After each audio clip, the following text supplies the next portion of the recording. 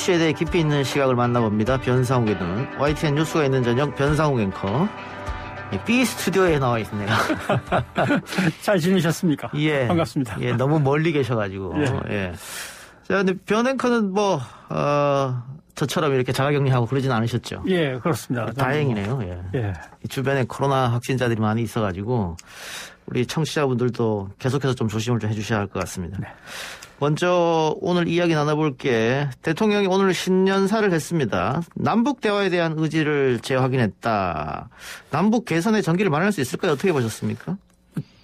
결론적으로 얘기 드리면 지금으로서 상당히 좀 힘들어 보이는 건 분명하죠. 대통령은 언제든 어디서든 만나자. 또 비대면 방식으로 또 대화할 수 있지 않냐라고 얘기를 했는데, 그리고 이게 마지막 노력이라고 이제 표현을 했습니다. 예. 그건 뭐 내년에는 일단 뭐 대선 국면으로 접어드니까 그 얘기를 했을 것이고, 보면은 남북 관계 언급 분량이 지난해와 비교하면 절반으로 줄었습니다. 어허. 예.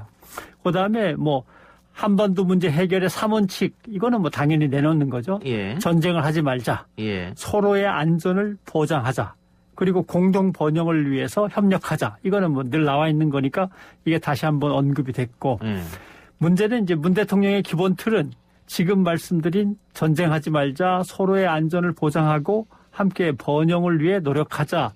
이것을 남북이 확실하게 지켜나가면서 국제사회가 여기에 박수를 보내주면 한반도를 둘러싸고 있는 긴밀한 관계의 국가들, 미국, 중국, 소련, 일본 등이 나름대로 국제사회의 여론을 받들어서 어떤 남북한을 사이좋게 지내게 유지해주는 합의체제를 갖추는 이 큰 틀이 이제 이루어져야 되는 건데. 예. 근데 문제는 뭐 아까도 잠깐 얘기가 나왔습니다마는 김정인 위원장은 강경 발언을 했단 말이죠. 예. 핵무장에 대해서.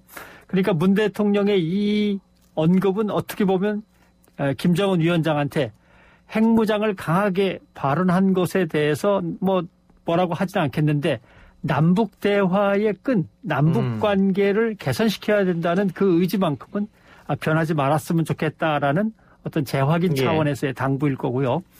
문 대통령은 여기까지인데 여당은 그렇지 않죠. 여당은 벌써 서른 의원 같은 경우 뭐 김정일 국방위원장 때 2000년에 만났을 때 6.15 선언을 할 때 서울에 반드시 답방을 하도록 했었는데 뭐라든가 윤건영 민주당 의원도 서울이나 대한민국 어디든 답방을 한다고 하면은 남북관계가 상당히 진전할 텐데 올해는 좀 있었으면 좋겠다 이런 얘기를 계속 꺼내는데 여당 입장에서는 지금 지지율이 떨어지고 있기 때문에 코로나 백신 치료제가 잘 먹히는 거하고 근데 경제는 지금 전 세계적으로 우리나라만큼 선방하고 있는 곳은 없지만 기본적으로 코로나19 때문에 뚝 떨어져 있는 상황에서 잘하고 있는 거라 별로 국민들한테 어필이 잘 안 되니까 코로나 백신 말고 뭔가 어필할 수 있다면 남북 관계에서 좀 진전이 있다면 얼마나 좋을까 이런 바람이 이제 여당의 이런 말들에 들어있는 거죠. 그 여당의 바람은 뭐 이해가 가는 측면이 없지 않아 있습니다만 이게 대화라는 게 상대방이 있으니까요. 그렇죠. 예. 그 문재인 정부의 핵심 국정과제 중에 하나가 이제 남북관계 개선 진전인데 이 정권 초기에는 분위기가 좋았는데 지금은 그렇지 않단 말이죠. 예. 그래서 문재인 정부에서는 결국은 그 정권이 이제 마무리돼가는 단계인데 그러니까 올 한 해 어떻게든 좀 관계 개선을 하고 싶어 하는 거 아니겠어요? 그럼요. 그러니까 북한에서 어떻게 나올까가 중요한 거 아니겠습니까? 북한 입장에서는 좀 뭐 고민할 게 좀 많습니다. 왜냐하면 한국 대통령 선거를 치르기 전에 문재인 대통령하고 뭐 진전을 시키는 게 나은 건지 아니면 다음 정부 들어선 다음에 약속을 해서 하나씩 지켜가는 게 맞는 건지 이것도 고민을 해야 되고 그다음에 우선은 미국의 바이든 정부가 뭘 내놓고 새로운 대외 정책을 어떻게 전략을 짤 건지를 보고 거기에 한국이 어떻게 호응하는지를 본 다음에 북한의 전략을 짜는 게 사실 맞긴 맞거든요.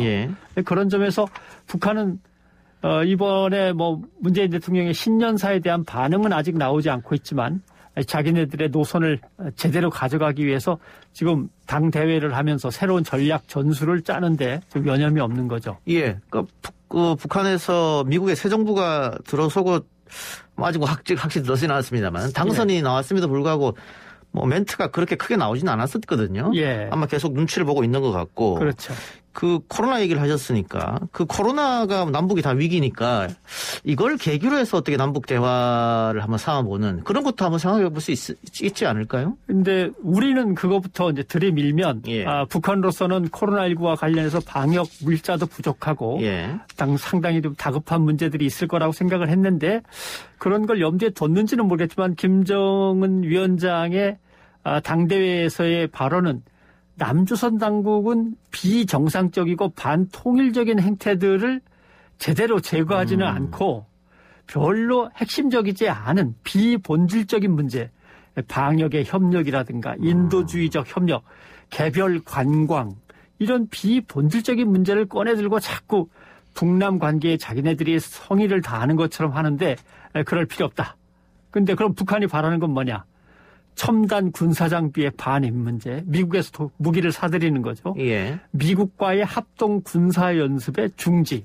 이런 것들은 계속 하지 말라고 우리가 북한이 경고를 하는데도 왜 한반도의 평화와 군사적 안정에 대해서 역행하고 있느냐. 예. 지금 북한의 반응은 당대회에서 나온 건 이런 것들이니까 결국 북한이 제일 신경 쓰는 건 거대한 미국이란 나라와 사실 군사력으로 따져도 세계에서 몇 위 안에 드는 대한민국과 항상 합동 군사훈련을 하고 대한민국이 국방비를 많이 쓰면서 새로운 무기를 계속 사들이는 것에 대해서 뭔가 불안해하고 있는 건 분명합니다. 이거를 좀 가실 수 있게 해달라라고 하는 요청이 들어있는 거죠. 그러면 뭐 북한 입장은 결국은 본인들의 어떤 안전보장 문제와 포함해서 미국을 가장 신경 쓰는 거군요. 그렇죠.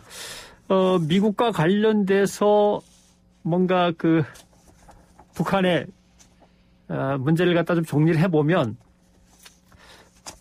북한 보고서에 이번에 핵이라는 표현이 36번 들어가 있다고 예. 저는 안 세봤는데 조선일보가 그렇게 썼더군요. 예. 36번이나 핵무기를 얘기하는 거 봐라. 근데 문재인 대통령은 조선일보 표현대로 하면 얼빠진 신년사나 내놓고 있지 않냐. 얼빠진이라는 표현을 썼더라고요. 예. 예. 북한의 입장은 이런 겁니다. 미국한테 북한이 핵무기를 완성하는데 그 핵무기의 거리와 정확도를 높여서 미국을 직접 핵무기로 공격할 수 있을 때까지 우리를 가만히 놔뒀다가 나중에 핵무기 군축 협상을 할래? 아니면 핵무기가 완성돼 가고 있는데 완성이 되기 직전에 우리가 풀어줄 테니 너희들도 그쯤에서 개발을 중단하지. 예. 이렇게 해서 개발 중단 협상을 할 거냐. 예. 둘 중에 하나를 골라 잡아라. 예. 우리는 계속 갈 거다. 그리고 상당히 가고 있다. 그러니까 미국을 직접 핵무기로 때릴 수 있을 때까지 기다려보든지 예. 아니면 그 전에 북한에 대한 경제 제재를 풀고 우리와 이쯤에서 중단하고 피차간에 중단하는 협상을 할 건지 좋게 응하면 우리도 좋게 대하겠다. 그걸 이제 북한 표현으로는 선대선이라고 하는 거죠. 근데 북한의 이런 입장은 그 트럼프 대통령하고 김정은 사이의 관계도 똑같은 것인데 예. 결국은 핵무기를 없애겠다. 대신에 경제 발전과 뭐 수교 이런 걸 달라 이런 거지 않습니까? 네. 그런데 양국이 이제 방법론의 차이가 있어서 신뢰도의 문제와 방법론의 그렇죠? 문제 두 가지인 거죠. 예, 그러면은 바이든 정부로 이어진다 해도 이건 기본적인 스탠스는 똑같이 가면서 또 어떻게 신뢰와 방법을 찾겠느냐 그 문제 같습니다. 그렇습니다. 트럼프는 역시 스타일대로 내가 가서 만나고 올 테니까 기다리고들 있어 하고 자기 아랫사람들한테 얘기를 하고 자기가 직접 만나는 스타일이 된 거고 바이든은 그렇지 않을 거라는 거죠. 밑에 사람들을 보내서 실무진이 협상을 다 해보고 차이점과 보완점들을 충분히 논의해서 대통령이 보고서를 받아든 다음에 그러면 이쯤에서 이렇게 정리하는 게 좋겠다고 의견을 모아서 자 이제 그럼 김정은 위원장을 만나러 가자. 예. 이런 버텀에서 업으로 위로 올라가는 방식 이것을 아마도 택하게 될 거다라고 이제 예상을 하고 이제 그러면 시간이 엄청나게 오래 걸리는 거죠. 그런데 문재인 대통령은 그걸 나름대로 짐작하는 것 같습니다. 지금 바이든 정부가 뭔가 내놔야지 이야기가 시작될 수 있고 바이든 정부는 그러나 밑에서부터 위로 천천히 올라가는 스타일이 될 것이어서 지금 대통령 입장에서 또는 청와대 입장에서 신년사에 뭐 얹을래야 얹어봐도 아무 소용없는 것이다라는 생각을 해서 이번에 양을 상당히 줄이고 원칙적인 얘기만 한 것 같습니다. 예, 알겠습니다. 어쨌든 뭐 미국에서 새 정부 들어서고 하면 시간이 좀 걸릴 것 같아 좀 지켜보고요.